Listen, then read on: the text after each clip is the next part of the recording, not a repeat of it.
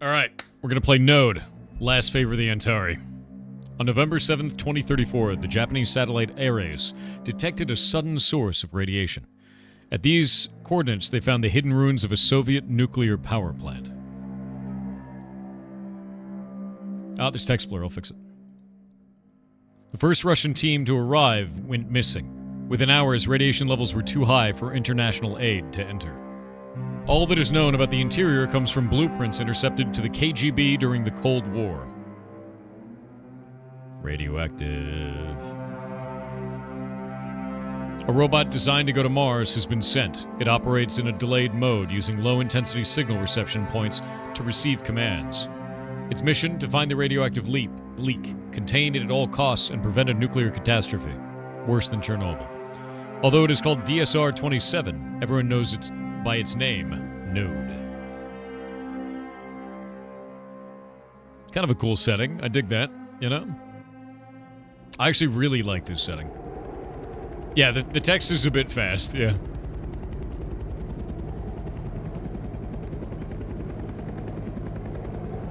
Don't breathe this. You're already invested. I am too. I like this idea. Oh my god, he's like Wally. Hi, Node, this is Control. Do you read me? Loud and clear. As you can see, your space mission will have to wait. We need you here on Earth. There's a serious crisis. The radiation coming from those ruins is equivalent to 1 atomic bomb per hour, and the reactor hasn't even exploded. We don't know what's in there. Investigate the source of the radiation leak and, more importantly, whether it can be stopped. We selected a landing zone far from the nuclear plant because the radiation levels there are too high for our pilots. This shouldn't be a problem for you. He's super shielded, right? Move through the forest until you reach the facility. That's where the signal interference begins. We believe your advanced communication system will let us stay in contact while you're still near the perimeter. Do you think you'll be able to complete this mission? Yeah. Alright, let's do it. Ooh, we have like a speed. Wait. It's sending commands at the bottom. Based on the amount of seconds that I do that.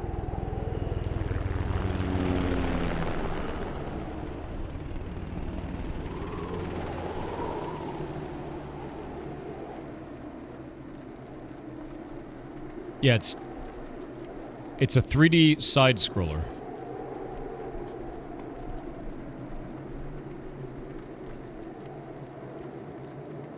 That's interesting. Bunch of dead animals. Reminds me of Inside. It's very pretty.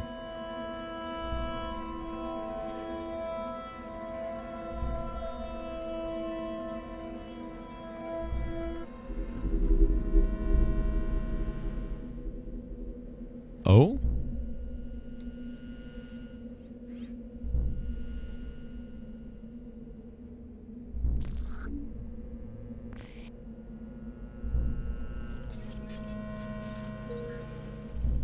Hello, Node. This is Control. Do you copy? Loud and clear, Control. We lost you for a moment. What just happened was an electromagnetic pulse from an unknown source. We believe this is what's causing the signal jamming. This exact location is where the other robots we sent shut down. Engineering is asking if you're okay. I had a power failure, but all systems are operating normally now. The complex in front of us is the Tosca nuclear power plant. The Soviets disguised it as a single-cell protein factory. Obviously, it wasn't. The radiation leak is coming from the reactor. You need to locate it, assess the situation, and do whatever is necessary to fix it. Without a radio signal, real-time control is impossible, so we're switching you to our delayed navigation system. We're updating your navigation module. Please move forward to the next reception point. Control over and out. Move forward continuously until interrupted, ideal for long straight paths. Oh dear God. We have to send the commands and then execute it.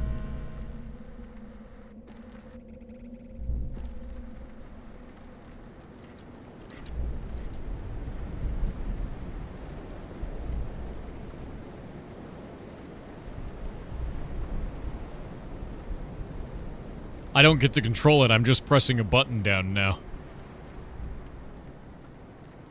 To, like, continue executing the same command.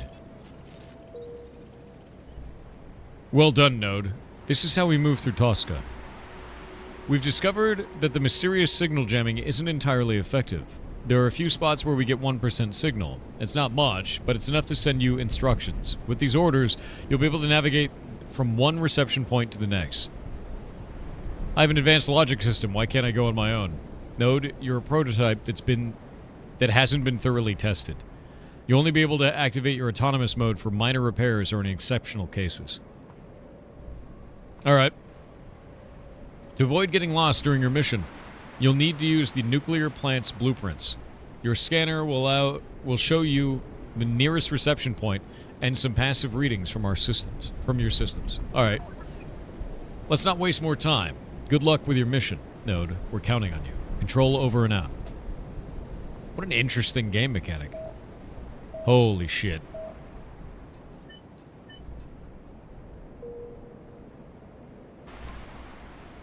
Off we go. So we have to make it from one reception point to another reception point in a single action.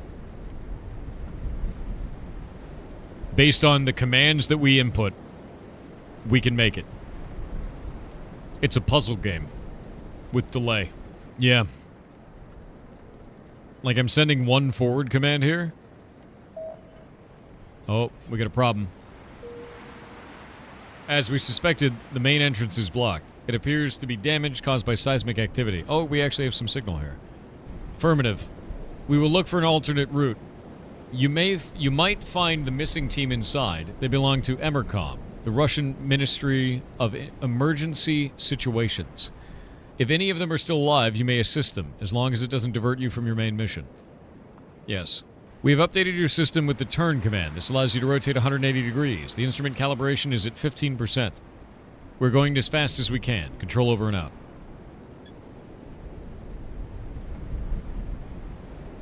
Okay, we're going to rotate and then move forward again.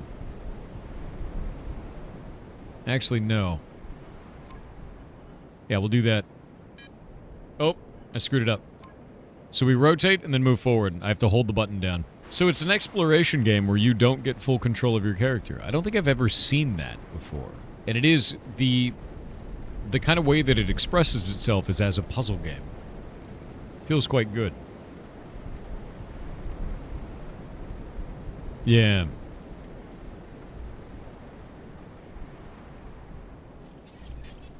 Can we just do this? And then stop? Oh, I guess we have to go all the way forward. Yeah. It's a super cool concept.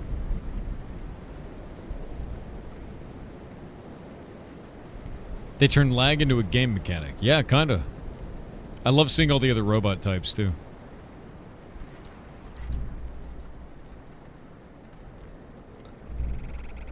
There we go.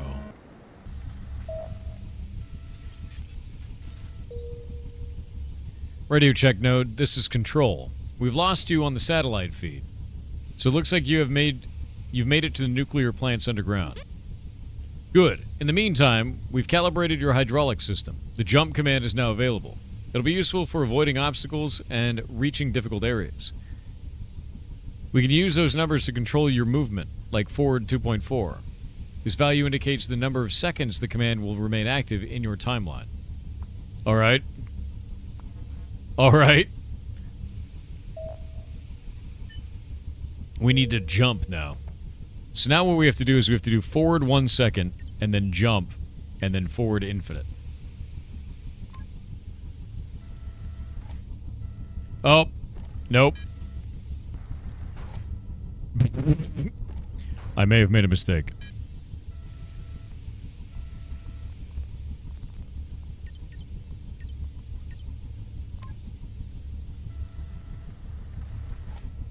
Huh? No. Okay. Fine. How do we make it smaller? Yeah, it says 2.4 in the door, but I'm wondering, like, how do we make that tinier? Because we only have the option for one second. Is there a way to show? Oh, we can press down.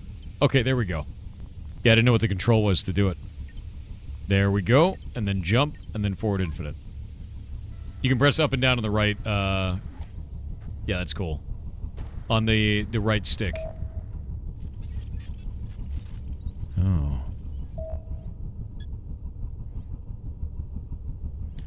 Okay, so we need to go forward 1, turn behind us, and then forward infinite.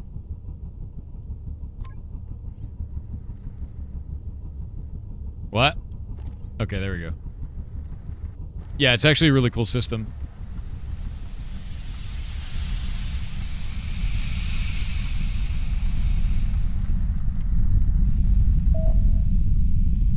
We made it to the next node.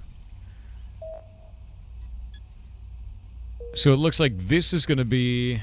Hold L trigger or right trigger while the timeline runs to stop or increase the game speed. Got it? So we need to go all the way across. I don't know what that blue section is.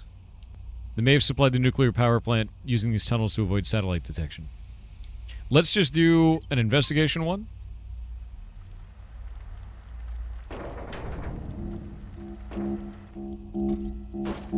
That'll be a problem. Die from falling. Very nice. Let's try that. Nope. It's going to be exactly 10 seconds. Got it. Come on. No! It's not 10 seconds. I suck. It's slightly less than 10 seconds. We'll do there. Yeah, I'm going to do 9.5. Exactly. Oh, no, he doesn't do it. Oh, dude. It's like way less. I'm going to go all the way down to 9. Yeep. 9 was perfect. Oh, I was so scared he was just going to walk off the edge. Do you copy, Node? Loud and clear, Control. We lost you for a moment. Tracking your location is proving difficult. Everything okay? Affirmative. I'm moving through the underground without issues. Yeah. I'm going to say without issues. We've added the back command. It'll be useful for maneuvering and making your movements easier. Over and out. Okay, we need to not fall in that pit. Okay, I'm going to say back 2 seconds. And then forward 2 seconds. And then jump. And then forward.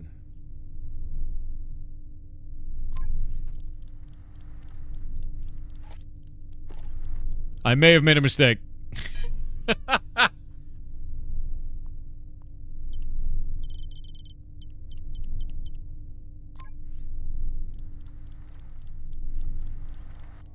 Nope, I may have made another mistake. No! He tried so hard. Yeah, I'm gonna do 3.3. Made it. Shit.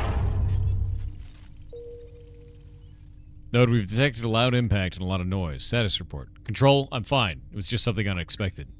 I fell through the unstable ground next to a bunker. Well, according to your readings, there's no damage. There was a hidden reception point beneath the entire structure. Engineering reports that the scanner may not work properly everywhere. Because of thick walls or radiation shielding, we won't know if you'll have reception in some areas until you enter them. Oh no. Right now, exploration is our only option to uncover those hidden areas, those areas hidden from the scanner. Let's keep moving. We're just gonna say over and out. Okay, we can go all the way up, it looks like, this ramp. I'm gonna do an exploration just like this. Yeah, looks like the ramp works. Oh! What? What was that? We've calibrated your brake command. Engineering has discovered that Tosca has an infrared control system for certain devices. We've calibrated your spotlight so you can activate them. The use command will allow us to operate switches, turn machinery on or off, and control doors and elevators. Infrared readers can be identified by their optical system with 3-line lights. Alright.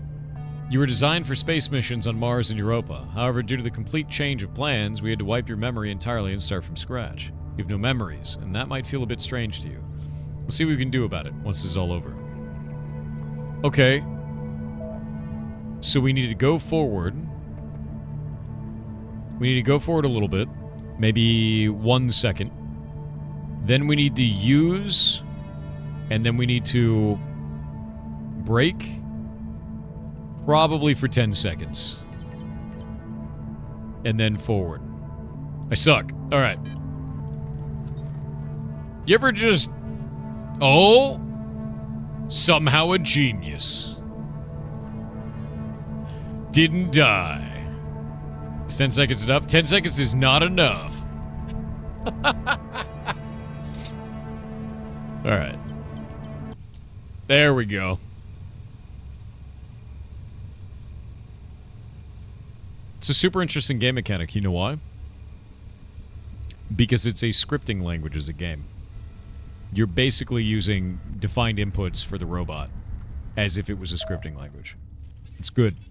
It's a good way to do this. It's quite cool. I think it's a really interesting game mechanic. I've never seen that before. Let's see what this is. What's going on in here? Sup, man? Sup with you?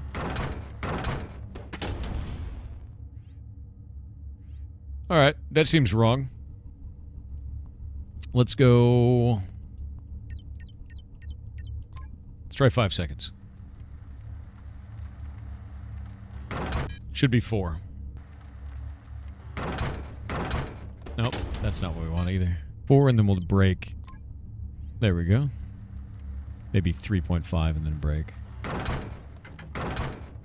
Oh, it's gonna be 3.5. Of course it is. I guess that works. Oh, no. Okay, I see what's going on here. We're gonna do 3.8 and then break. And then we're gonna do forward. Because it's a crusher machine. There we go.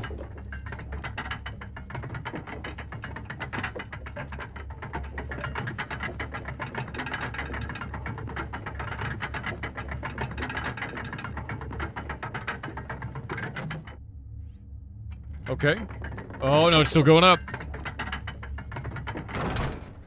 Ooh. Alright, we're good. We found a new spot? Node, this is Control. Do you copy? After a thorough analysis of Tosca's blueprints, we've concluded that you'll need more mobility to progress. So we've loaded the switch command, allowing you to alternate between 2 lanes to dodge obstacles. But simply, you now have 2 paths, foreground and background. Alright. Alright. So we're gonna make this more difficult now. See if we need this. Wait for it.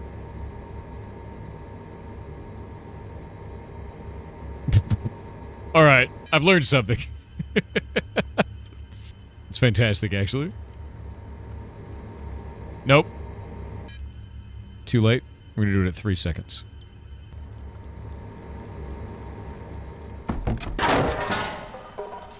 Shit.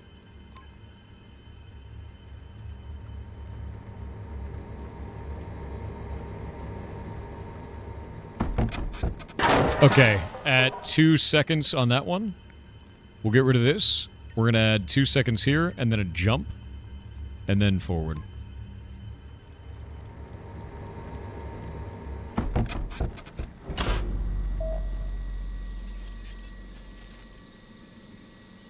Nice. Okay. Let's do forward and see what we do from there. Excuse me? There we go.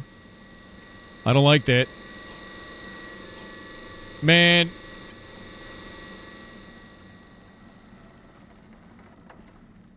There we go. Now switch. I don't think I need that brake. There we go. I think I'll turn and then switch. Okay, we're gonna do that one again.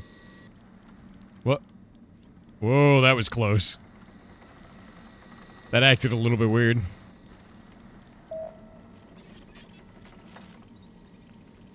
Okay, we're at the next one. Elevator is 16 seconds of wait time. Looks like we can do about 1.5 seconds. And then we will turn, and then use, and then brake, and then forward. 1.5 seconds isn't enough. Do 3 seconds.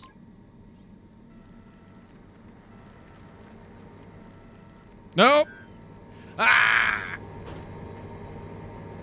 Turn doesn't seem like it does it automatically. It like has like a weird problem. So we need to do forward 2.5. I think I just do forward 2.5.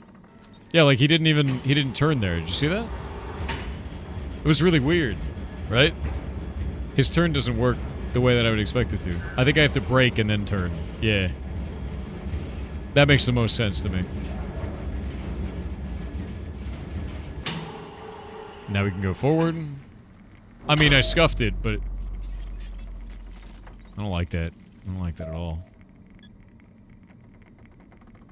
Okay, we need to figure out exactly where that is, so I'm just gonna go forward. I'll go forward up into that moment. Oh. Well, that'd do it.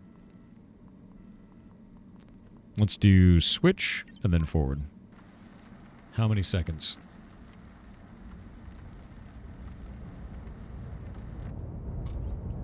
So it's about 8 seconds. And then a jump. And then forward. It's super cute. Yeah, it is. It's a really interesting puzzle game, actually. If you start moving, switches a lot faster than from stationary. That's a good point. Nope. I'm gonna do 7.5.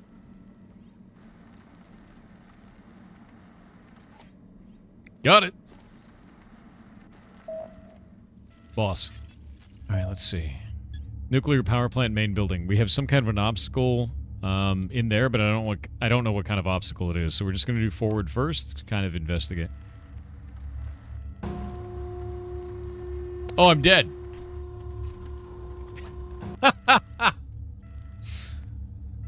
Alright. Actually, I need to get the timings on this. Hold up.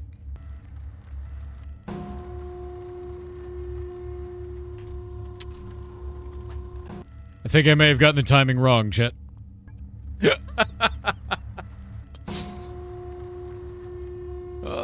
Okay, it's 4 seconds. Brake for 5 seconds. Forward for 5 seconds.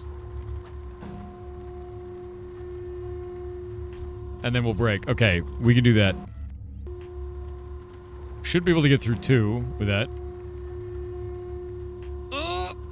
Oh, come on. Okay, fine. Now, there's no logic. There's no logic loops or anything like that. It's just like, it's like, basic. So it's like, go to, do this action, now do this action. Very simple.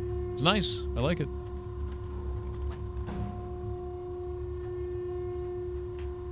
Oh, that's bad. The timing's wrong. Ah, crap. Okay. I'm gonna brake more on this one. I'm gonna brake less than the other ones.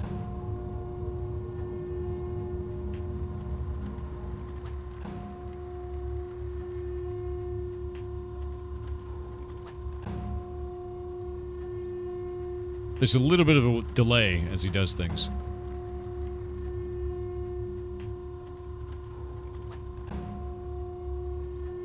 Is that the last one?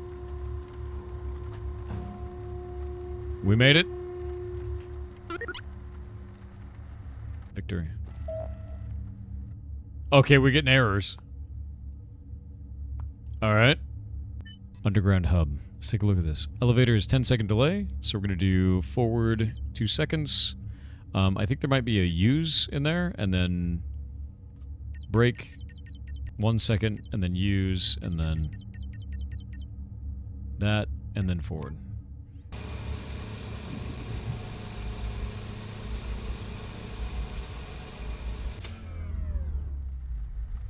You know what I can't wait for?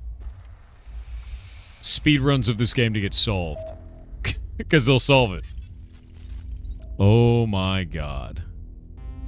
How much bigger does this facility get?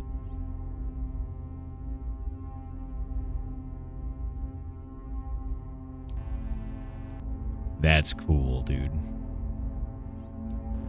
This place gets enormous, dude.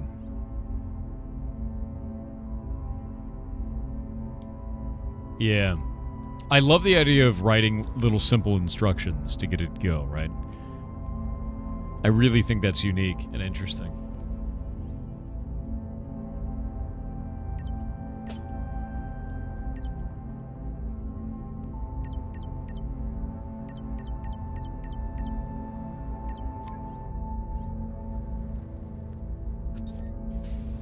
I made a mistake.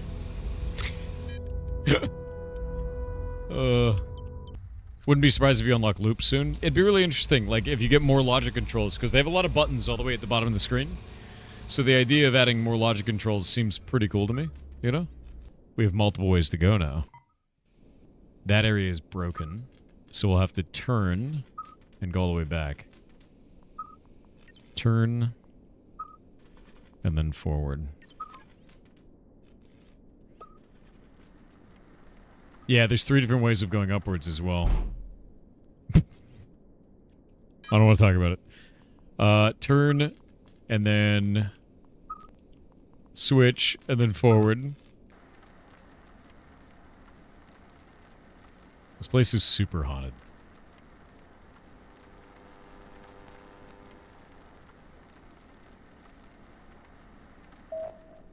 There we go. Main ventilation shaft. Non-radioactive storage area. Shelter. Cantina warehouse. Emergency piping system. Where would the core be? If this is the main ventilation shaft, where... We could go up the stairs, yeah. Could go up higher. I want to see what's up over here at first, though. Yeah, where's the core, exactly?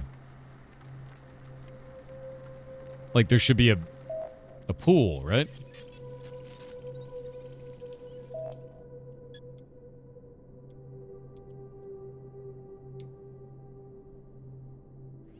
Like, the core would be down here, but we already came from that place.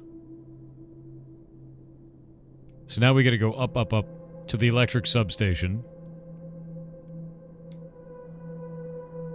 All the way across to there. And then up these stairs. Yeah. And here's the thing. We have a limited number of instructions along the top.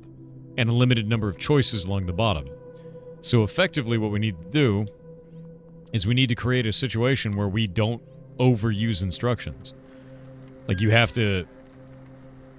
What was that? Something's gonna go wrong here. Oh, shit. It's a big laser robot. That's not very fair. I wish I was a cool big laser robot, you know? You know what I mean? Oh! I have to switch fast. Okay, I understand now. We gotta do this. And then when he's about to see us, then we switch. Yeah, we gotta switch as he's going after us. Yeah, we gotta dodge, man.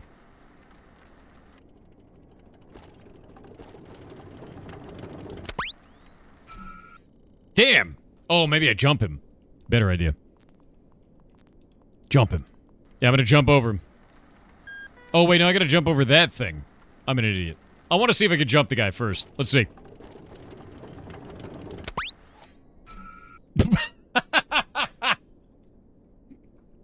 It was worth the attempt.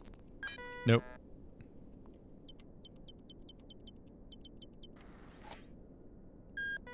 Nope, that didn't work.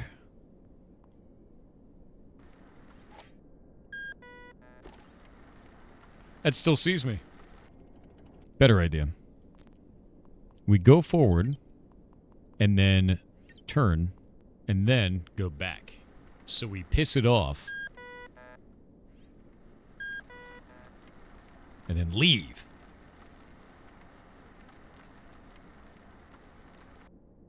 I bet it's still down there and mad. It has an electric motor. We don't have a way of doing anything about that. Let's go up. There we go.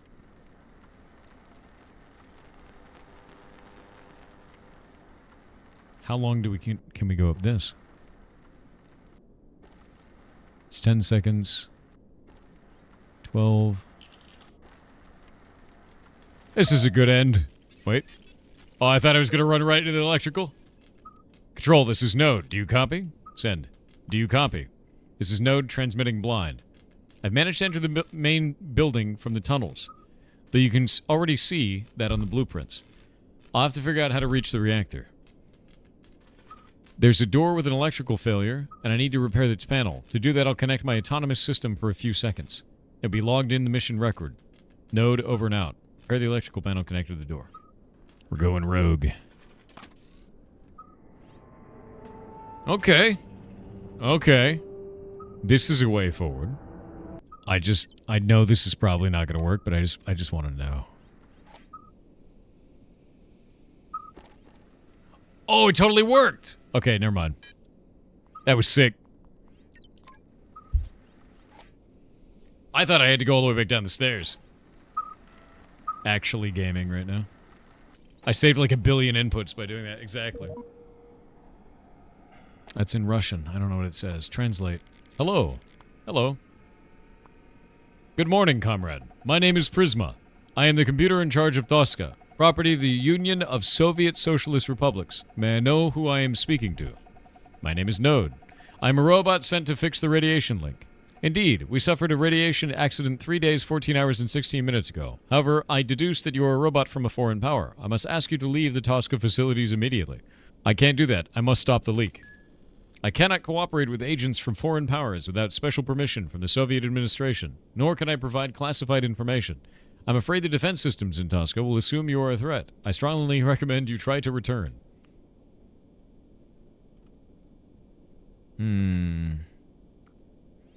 Let's break his mind. The Soviet Union no longer exists. What do you mean? Your country disappeared a long time ago. The USSR no longer exists out there. I think you're trying to trick me into betraying the motherland. It's not going to happen. Okay, as you wish. Let's see, comrade. Is it really true that you're trying to stop the radiation link? Yes. Well, then you have no choice but to pass through here. With the access level you have, the only thing I can tell you is that the door is powered by a Beta M generator located at the top terrace of this building. It's an electrical substation, easy to recognize. Fortunately, it was shut down due to an unidentified explosion. Didn't catch fire, so it might not be serious. You have to go repair it yourself. I can't help you with that. Good luck. Alright. Can't guarantee my safety. Oh dear. Alright. We're gonna grab the devs and get them on. This is actually fantastic. That was a lot of information for something it doesn't trust. I agree. He doesn't trust me, but he gave me all that info. I want to get the devs on for this. This is really, really cool. I'm actually pretty excited for this. I don't think I've ever seen anything like this. It's very unique. Hey, just... Hello, how you doing, man? And I'm doing really good. Your guys' game is quite cool. I've never seen anything like this. It's really Thank you awesome. so much, man. Yeah. With that in mind, would you like to introduce yourselves to the community and tell them who you are and what you do? Sure. My name is Alfonso, and I'm the co-developer of Node. I'm Ramon. I'm the game designer. And what we do, I mean, we are only a team of 2, right? So we've done the whole thing, as you may know as well. Like, we have to get many hats. So we do anything that we can share among each other. Yeah. Actually, for example, right now, I am also the musician. I find this to be fantastic, and it's just the two. How long have you guys been working on this game? And you launched in August, it seems. Definitely way too long, but it started as a passion project 7 years ago. We actually have full-time jobs. We come from the animation industry, but we've been always gamers at heart. So at some point we thought, like, why not give it a try? Let's try to learn how to do it, and let's create our own game. We had a story that we wanted to tell. And we started 7 years ago with a ton of learning, a ton of challenges, and we just pushed through until, we released this year in August. So tell me a little bit about this mechanic. I don't think I've seen a game that's done this. It feels to me almost like a function system. It's quite cool, like I've never seen that before, and I think it's fascinating. So what made you guys want to do this where you have to send the inputs? This? It has multiple purposes. I'll tell you, one of the main things that we wanted is that we want the environment to tell a story. We're very focused on narrative, as you might have seen, not only by writing, but also by all the atmospherics, all the lighting, all the set dressing, everything has a meaning through it, right? So you pay attention to it, the story of the entire place is told through it. And I played many games that do the same environment narrative, and it's great. But I encountered that when you have too many micromanaging tasks or gameplay mechanics that especially use skill, it makes you blindsided from all that.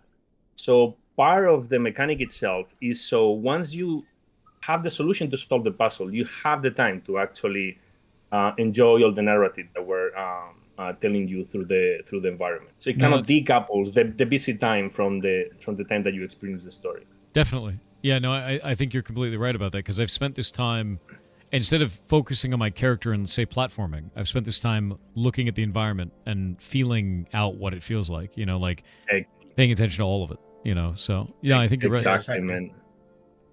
I think you're completely right about that. And it's interesting because I've never seen that before, ever. Like, I don't think I've seen anyone do it this way, because I've played games like Inside, Limbo, stuff like that have the same kind of visual aesthetic and maybe presentation, but they don't feel this way because you control the character directly. It feels more like you have to constantly think about the character, or maybe even Little Monsters, right? But this, you're watching a movie that you just set up the timings for, which is very interesting. Yeah, you describe it very well, man. Yeah, I like this. Yeah. I like this a lot. Talk to me a little bit about your design process getting to this point. What other things did you try? Was this the first thing you tried? We went through many iterations where there were some parts that were interactive, some parts that you have some control over it while it was running. And we, of course, introduced many different commands, many different mechanics. And at the end, we end up with this result, which is a more the style version. So it's more approachable to everybody. We didn't want to feel like at some point it was like too tedious or too repetitive, right? Because at the end of the day, we want to make sure to communicate that story, and we didn't want the mechanic itself to be a barrier, but a tool to move forward. Oh, I'm hacking the other robot right now. Yeah, hacking Prisma, full Prisma. Yeah, Prisma is the character, the main secondary character. And it's very interesting because you have like 1 trillion different paths to speak with Prisma. I mean, the dialogues are like a tree, so there are no players that play the same game, I believe. Really? So, like, does Prisma as a character change interactively, like, as you choose these different choices? Like, how many, like, there's a limit to the branching paths, obviously, but, like, how far is that limit? Yeah, the limit is 1 trillion. I mean, because in every dialogue you have like 3. Normally, when you speak with Prisma, you have 3 choices.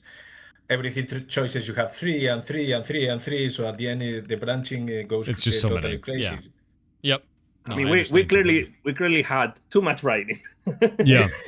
I was going to say, like, on top of that, we had to translate in many languages. I was going to say, how many languages do you have this in? Because branching path narratives, I'm very well accustomed with that, doing the same thing. And you've got it in 12 supported languages. You've got it here in, let's see. So you got English, Spanish, Brazilian, Portuguese, simplified Chinese, French. Yeah, you've got all like a lot of languages on this, and you have that many. What was your process for going through localization for this? Because that's usually an incredibly taxing and very expensive process. But you both have day jobs, so did you fund it out of your day jobs? Did you do a Kickstarter or have like a community built around it?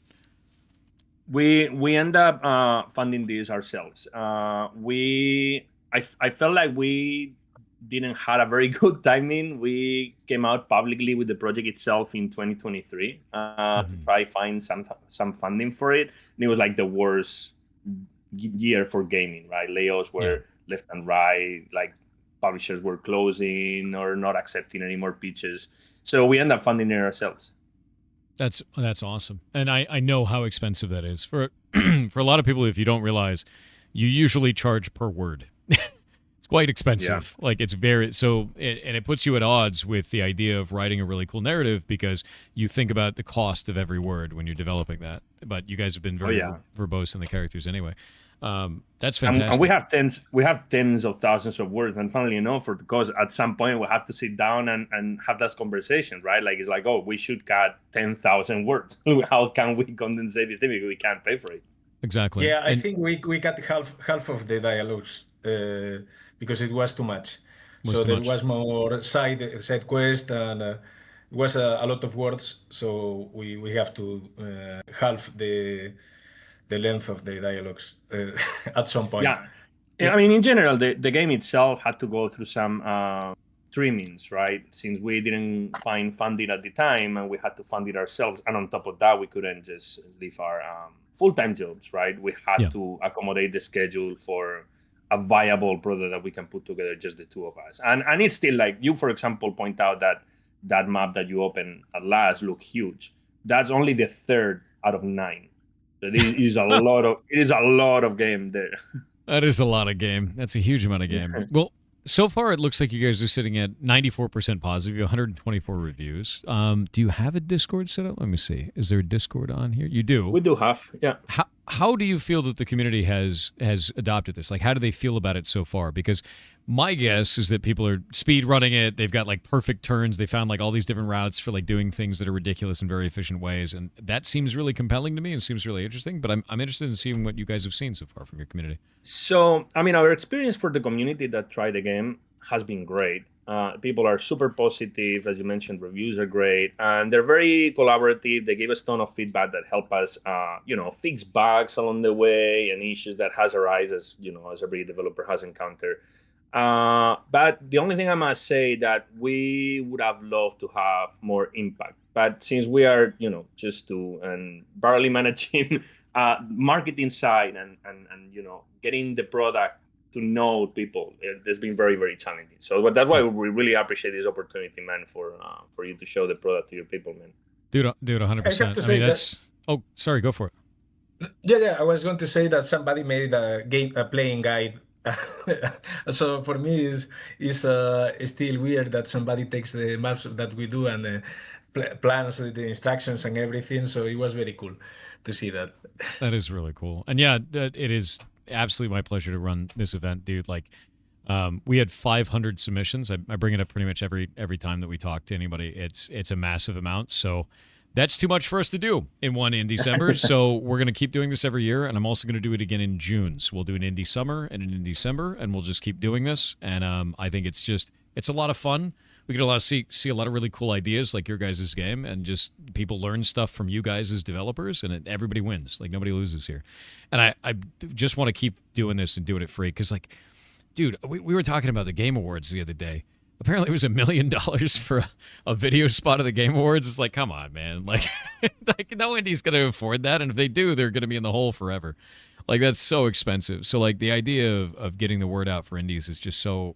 It just needs to happen because you get really unique games like this, man. Yeah. The game developer is hard. I mean, you know it. But, yeah. I mean, when you add marketing to the mix bag, right, it's another thing, a complete different industry that you need to get into it, or you're forced to tackle in some way, even to get known just a tiny bit. It's rough, man. Yeah. And for those of you out there that may think that, like, oh, good games do really well. No, a good game doesn't sell itself. You sell it. Yeah. Everyone in the audience, true, you sell the game. And if you want games like this to succeed, wishlist them, because that tells Steam to show it to more people. It is like uploading a video on YouTube. It's the same exact behavior. So if you wishlist this, not only will you get updates about it, but it will tell Steam, hey, I should show this to more, because Steam goes, I'm going to make money off this. Mm-hmm. I need to show this to more people because it got a lot of wish lists, right? Like, that's the best thing you can do. And this is really unique, man. Like, I've never seen a game do what you're doing here. Oh, yeah, thank you so much, man. And we had also another positive side of the mechanic itself, and is that introduce a genre, in this case puzzle platforming, to a huge array of people that before, maybe because of the skill or abilities, couldn't, right? Many people who love to play maybe Celeste, but they can't actually play Celeste. Our game kind of like puts at the hand of everybody the ability to experience a puzzle platformer, since you can play it at your own pace. Yeah. I think this is actually really interesting because it's the first puzzle platformer I've seen that is like accessibility is built in as the main like feature, right? Because like if we have a lot of people that actually say, oh, I need a controller because I'm physically they have physical disability. But with this, you don't have to worry about timing like a press. You don't have to worry about like being able to use the controller in any way. You set up the actions and then you perform them just by holding the button down. And I think that's really interesting because like, yeah, I've just not seen that. That's quite cool. So it's immediately accessible. with feedback, we actually have implemented changes in the controls for people that have some disabilities and couldn't actually use the original setup. So we made modification for that person to make sure that they can access it. So we're super proactive in the way that making sure that everybody is able to experience it. Was that for like remapping the controls? What kind of features did you add? That Yeah, were yeah. extra? It was a person that couldn't use. I believe it was the fingers on the left hand, so he only could use mouse. Something like that. So we had to Mhm. remap some stuff for him That's cool. to allow him to change the duration of the commands and stuff. But yeah, we're happy to address, and we're super. I mean, again, we're gamers at heart, right? So, and this is kind of like our baby that we were gonna have for so many years. So we're really keen to be able to help people out there. The visuals are great as well. What engine did you guys use for this? Unity. Unity for this. That's fantastic. How was your experience working with Unity so far? And you can say Well, good or it's bad. been- It's fine. Don't worry about it. No, for me it's fantastic. Okay. So I don't program anything, so it's fantastic. Yeah. Sometimes I'll have people on there like, no, everything's great. I don't want to say anything bad. And it's like, no, dude, it's okay. Like, it's a tool. No, it's good. I truly think it is a very good engine. Hell So, I enjoyed a lot with Unity, so I cannot lie. That's I great. mean, the reality is that, of course, there is always complaints with things, but Yeah. at the end of the day, it allows us to create this product. So, of course, it works, right? And of course, it's good. What do you think is the main thing that you guys have learned, each of you, through the course of making this game? The thing that you're going to take away dude. from it that's going to change how you make games in the future forever? Well, it's just so many. It's even hard to quantify, yeah. right? But for me, for example, I'm by trade. I don't mention, but by trade, I'm an artist. I'm actually a lighting artist. I didn't know how to program, and I'm the only programmer of the game. So Good luck. I mean, I took away the whole programming thing. Now I know how to develop a game. That's sick. I mean, that's awesome, man. You're going to learn a lot that way. For me, I think what I learned the most is that the main goal of the games is being fun. Everything else, it doesn't matter. So if it is fun, it works. If it is not fun, it doesn't matter. So I think all the games that we will keep doing, we will have this focus, like fun, and then okay, let's go for something else. That's such a difficult thing, too, because fun is so subjective. So, like, for one person to be like, oh, this is super fun, and for another person, it's terrible, you know? Yeah, that's the magic trick, yes. It is Yeah. true. But I mean, here's the thing. I think you hit it right on the nail. And games like ours are even more polarizing, right? Many Yep. big companies, I think they try to kind of mellow out and kind of like soften all the corners to make sure they appeal as much as possible. In our case, as you noticed, we did the other way around. We went as extreme as possible in our idea, in our concept. And we believe out there is people that will love it, and there will be people that hate it. But as any piece of art, I much rather be polarizing than just mediocre. No, I super agree with that. And I think we only get that from indie games. And I think it's because it's risky. It's super risky to do that. It's super risky to go in a direction that is a completely new path that no one's forged before. You're trying something that isn't seen as profitable, right? You're not trying to build a storefront. You're doing something that is risky, that is interesting, and may not work.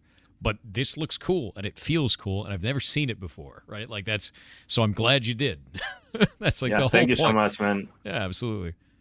No, that's rad. I think it's very fun. It's very fun to play, too. It feels really good. What do you guys in chat think about it? See, this is a modern Oddworld Abe's Odyssey, but controls more interesting. Yep. Yeah, that same kind of a thing is that side-scrolling nature. The lighting and the environment kind of feel like Inside. Inside is another kind of side-scroller that, or Limbo, that kind of popularized that genre of the side-scroller with the beautiful lighting. And but it doesn't feel like those. Control is completely different. It makes it very interesting. Yeah. Yeah, that's something that we always try to emphasize, right? Because I understand why people relate it to Inside. Atmospherics, fogs, volumetric is something that is not commonly used, or It's at least familiar. that heavily. Yeah. But so it definitely resembled that immediately. But we want to make sure people understand that it stands on its own. It's its own genre, its own thing, right? To be clear, the only reason why that even comes up is because it's familiar. The movement style of the character and the portrayal of the screen is familiar if you've seen those games before. This doesn't play or look anything like it.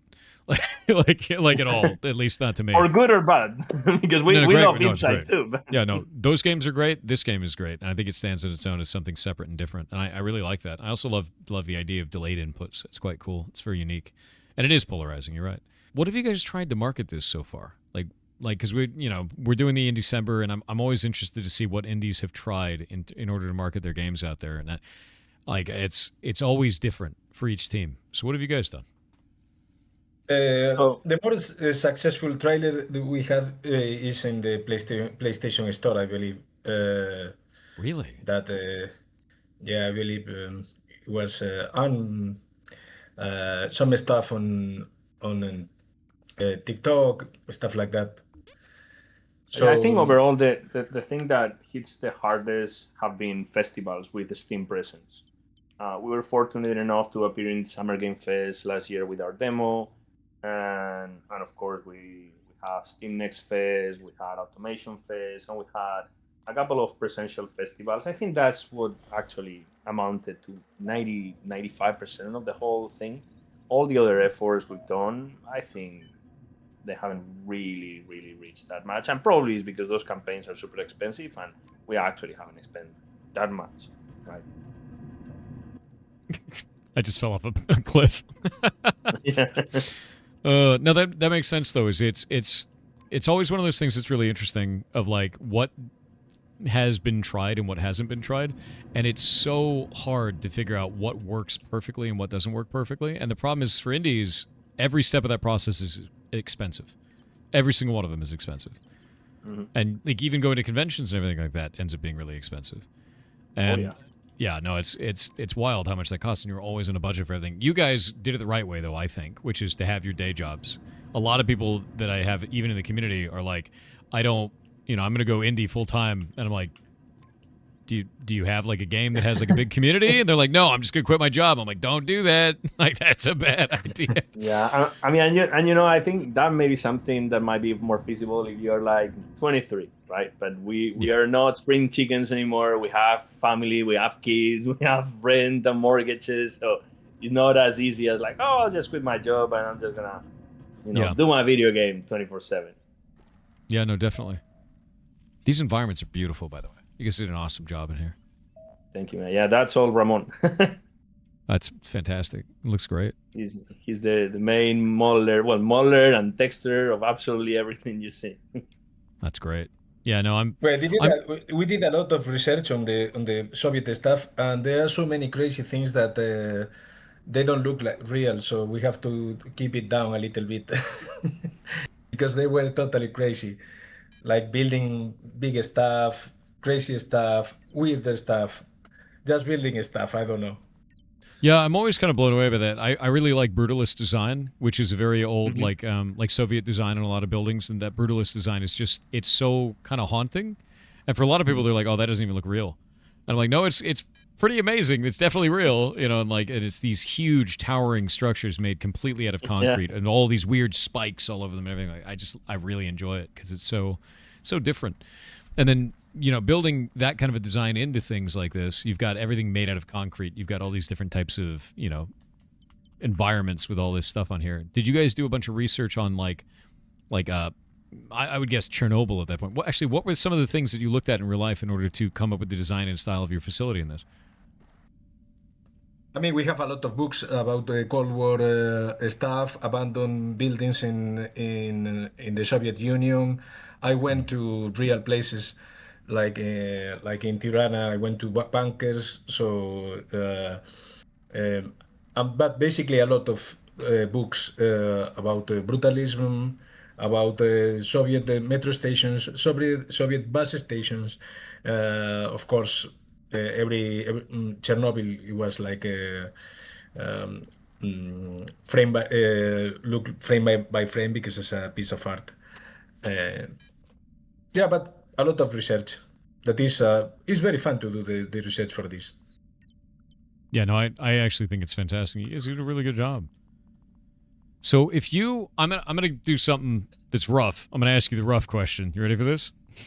Go for it. I want you to call your baby ugly. What do you think your game does the worst? Oof, dude, many things. Like, I'm the developer, so I know all the ugly sides of it. So I'll tell you the secret of what it does the worst by far, and it's really taking hours of sleep of my mind, which is this mechanic only works because of the determinism, right? If you have the same timeline and you execute it multiple times, it has to be exactly the same. Now, for my naivety and my ignorance when I started this game, I didn't actually make the architecture the right way, or a way which is way more predictable. And we're playing with a ton of variables here: real-time animation, real-time riggings, anticipations, physics. And at the end of the day, there is a limited amount of milliseconds that you need to run a frame to completion, and the physics goes with it. So there is a chance, depending on your computer, if you're doing the fast forward or not, that is not fully deterministic. And people with old rigs experience it the most, and that fucking kills me, man. Yeah, no, that makes sense. Yeah, if you have an old rig like that, it's going to be like that. That makes sense completely. And I try to explain it, like there is obviously ways to architecture in a way that is fully deterministic, but I wasn't smart enough, let's say that way, when we engineered this thing to make it happen from the beginning, and we just suffer now from the consequences that your time is limited to run a frame, physics included. That room is incredibly radioactive. For me, it was. I think the worst is that because the mechanic is new, we are totally forced to have the. You play through the hidden. It's not so hidden, but the hidden tutorial, because we need you to learn how to play. So a lot of people, when they start the game, they think the game is the tutorial, but there's like a lot more. It's not at the beginning. It's just a tutorial, so you have a lot of stuff later that you never see in the tutorial, obviously. But it's impossible to put the game out there without explaining how to play, because it's too new. It's not like a shooter that WASD and then you, okay, where is the gun? No, this is. Yeah, because it's never been done. So you have to make a tutorial for something because it's a novel mechanic. No one's just going to get it out of the way. And there's little things that I've even noticed while playing this, is like I just had the ability to, as I was flying in the air. Oh, I just died from radiation. Nice. Like as I was flying in the air here, I can do a turn midair and he instant swaps like that. So you can actually do little tricks with it because of the physics and everything like that, which is really interesting. Yeah. Yeah, there is like, more little tweaks that you can do, like, the conservation of momentum, right? Like if you're going in one direction and you turn, you'll still go backwards for a bit. And if you switch, it takes into consideration the momentum that you have, so that you will actually switch backwards after the turn if you're going forward. Yeah, I think this is cool. And yeah, if it is an unheard of mechanic, you have to teach it to the player. Chat, you're right. And that's hard to do, because not only have you made something that's novel, like a completely new mechanic, but now you have to teach people that completely new mechanic in a way that is both entertaining and understandable. Yeah. And that makes it very tough. Yeah, it's not as a spoiler, but in the middle of the game, you have a little mechanic change just to make everything fresh. But I'm not going to explain why is that. But this is not all the mechanic. It's totally fair. And I've very much been enjoying this. I just kind of want to see what happens if I fall off this. And I'm dead. Sounds about right. Sometimes you just want to know, I mean, the map is inspired in the Dark Souls experience, because we are Dark Souls fans, that everything is connected and everything is just one piece. So if you fall from a place, you can find places where you have been, and it's totally normal because the map is real. I mean, yeah. If you open Unity and load every single scene, you will see a massive nuclear factory. That makes sense. That's amazing. So you guys did it all on one big go, then? That's wild. That's pretty cool. We have it separated in a ton of small sections that they load in real time and unload, of course. But yeah, everything is architecturally sound. Mm-hmm. Oh, I managed to mess that up. I want to see if I can do this. Because you have a tricky one. Yeah, I'm trying to see if I can do a trick here. No, go forward. No, come on. He's just stuck on the stairs forever. He can't go up the stairs. Yeah. The poor lad. Yeah, because there's no momentum there. Yep. That's quite funny. I love that though.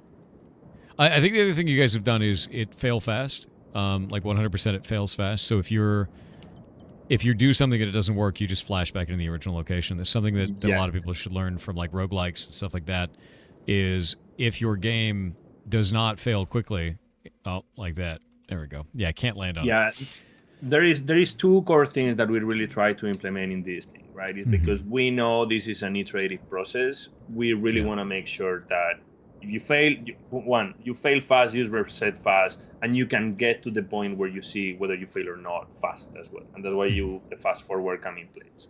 So we try, because of the nature of it, to make it as accessible as possible for you to keep trying without frustration. But yeah.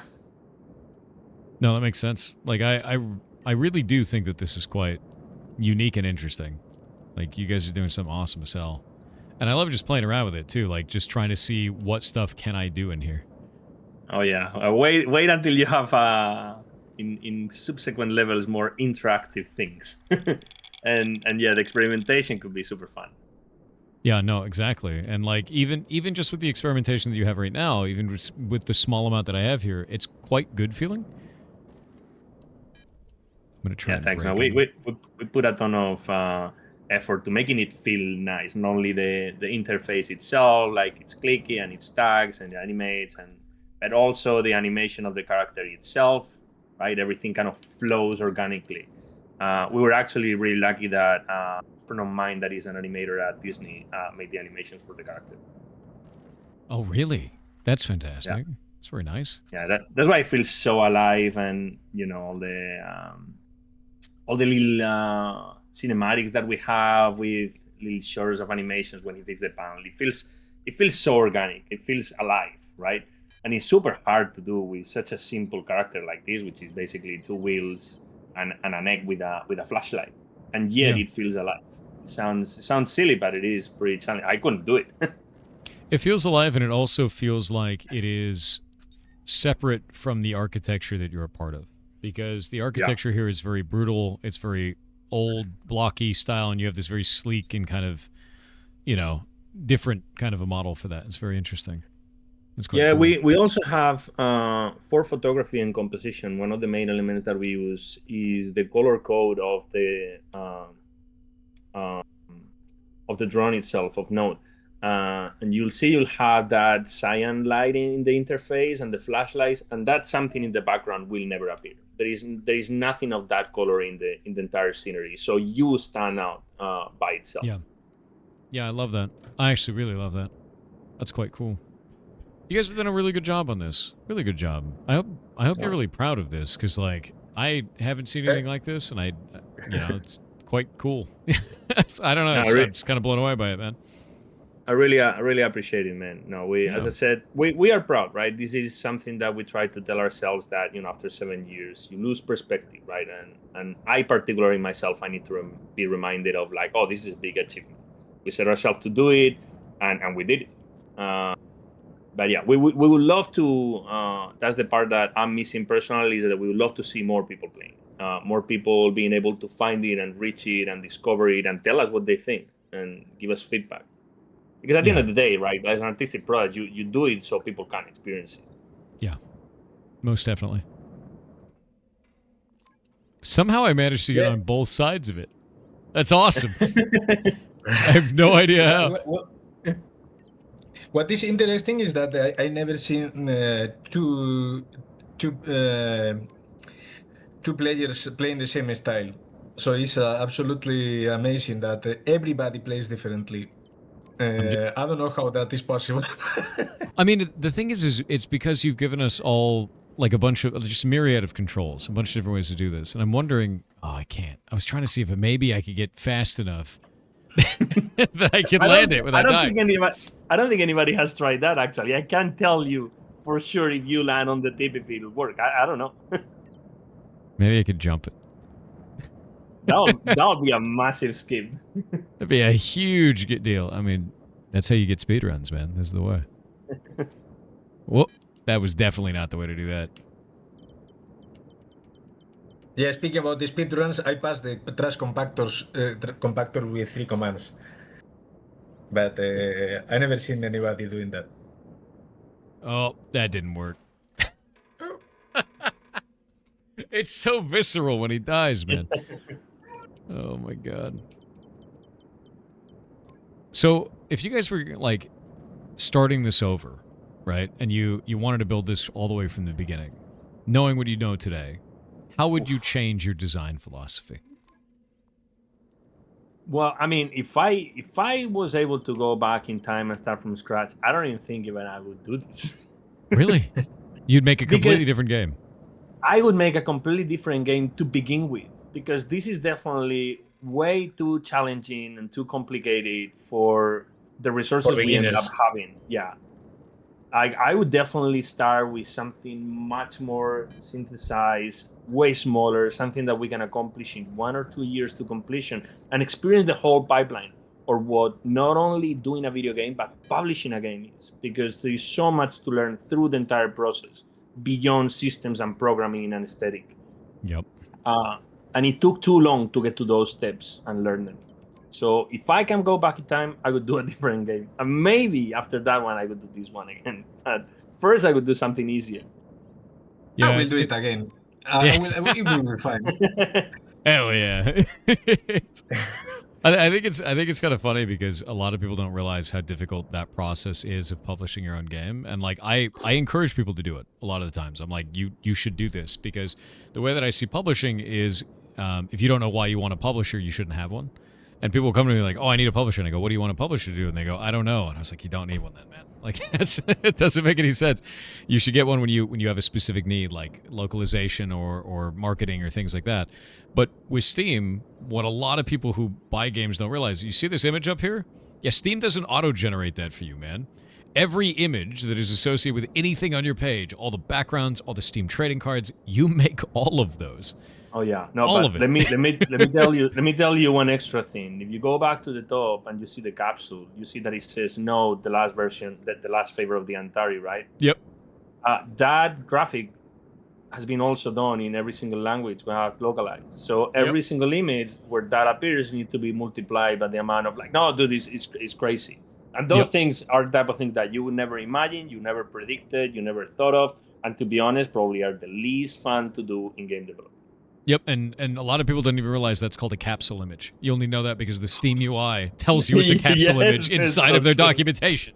But it's funny because, like, yeah, you have to create a fully localized page for every language that you have. All of it. All of this has to be localized, and you have to make that version. It has all the different versions up on your Steam page. It's wild. Yeah. It's a lot of work. A lot of work. So yeah, for anybody out there that really wants to make a game, do the smallest game you can actually pull out in 6 months and go through the whole thing. You're gonna find out so much stuff. Yeah, somebody's asking if we are from Greece. No, we are from Spain. Yeah, we're originally from Spain, but we live abroad. I actually live in California. Oh, I used to live there. Oh, nice. I'm so sorry. I had to. Yeah, no, I grew up in California. What roundabouts? You in like near Orange? I used to live in Orange County. Is where I live in I live in the Bay Area in San Francisco. Oh, hey. Do you guys have God, what is it place? What is that place called? Do you have a fast food place called Farmer Boys? Wow, I just launched myself into the camera. That's awesome. No, that doesn't sound familiar, no. I mean, here in California, the big one, is In-N-Out. Yeah, okay, I'm gonna ruin it. In-N-Out is overrated, man. I'm just gonna say it. You think so? I super know so. Oh, dude, like, no, I don't know. I grew up on it, and it's just not that. It's just not, right? I mean, However, it just makes me happy to know that they don't have a freezer at the shop. wait, what? They don't have a freezer in In-N-Out, so everything they have is from the fresh. day. No, they do that. That is true. I will tell you one thing. The secret menu is cool too. If you ever had a Neapolitan chef, Yeah. that's great. Oh yeah. I agree with that part. But And the the burgers animal are, style. the thing is, yeah, animal fries are great. But like the thing that I was learning with In-N-Out is it's just average. It's perfectly average. Like it is not too amazing. It's not too terrible, and it's always the same, which is what I like about it. Yeah, so I can understand that. Farmer but Boys it's is easy. And it's very well priced. It's easy. It's convenient. Yeah. We don't Guys, have them up I here. live in I what's live in up? France, so the food there is much better than. Wow. Okay, I've been to France. I agree with you, to be honest. So like, no, you're not wrong. Oh, fast No, food's so we're expensive. definitely. I mean, we're originally from Spain, so we're definitely not advocating for the food in California. Yeah, no, that's true. Yeah, no, California is good stuff, though. I think that's the only thing I miss having moved away. I moved up to Washington State, and it rains here all the time. We're in the middle of the craziest storm I've ever seen in my life. Glad I had power all night. But that's the one thing I miss is the food, man. Beautiful, man. Yeah, it is. Oh, it's awesome. Yeah, I've been there a couple of times, and dude, I mean, the scenery, the mountains, fucking eagles flying around is ridiculous. Yeah. It looks like a movie, man. Okay, I'm going to tell you this right now. I have bald eagles that arrive here every season. They come out in the spring, and they're awful. It's the worst. People don't realize this. Bald eagles, you know when you hear like the beautiful screech of the bald eagle and it's like, bah, like it does that thing in all the videos? Yeah, that's not the bald eagle. That's a red-tailed hawk. They just take the sound and they play it over it. Bald eagles sound like seagulls, man. They don't sound like... I had no idea. Yeah, they don't sound like that at all. It's a lie. They sound just like a big seagull, and they're just as annoying. They'll dig through your trash and spread it everywhere. They're awful. They're amazing. They're way up in the sky. They look incredible. They don't sound anything like what you would expect, and they throw your garbage everywhere. It's great. Yeah, they're like massive seagulls. That's why they're great to experience in vacation. Then you go back home. Yeah, that's the problem. I have to stay here with them. It's hilarious. Yeah, no, it's a Hollywood animal, 100%. That's exactly it.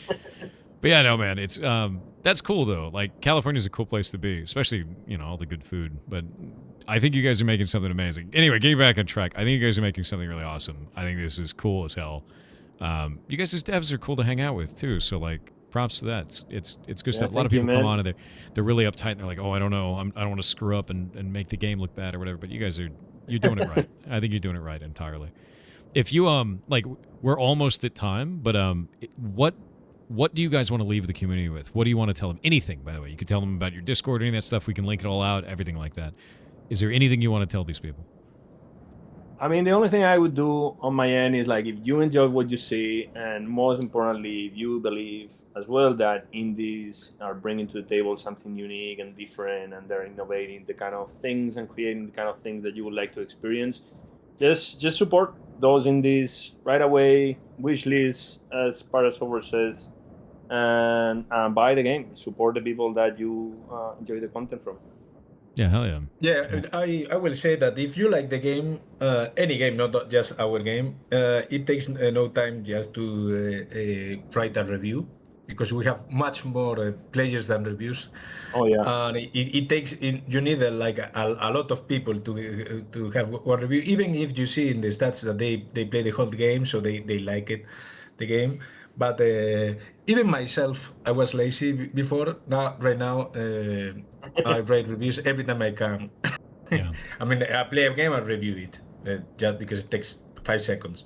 Something a lot of people don't realize is with reviews, 5% even is generally seen as a good amount of reviews from your players. It's like 1 in 20 is like an incredible amount of people leaving reviews. It's very few people do it. Very few. So leaving a review for a game is a big deal. It's a very positive thing to do.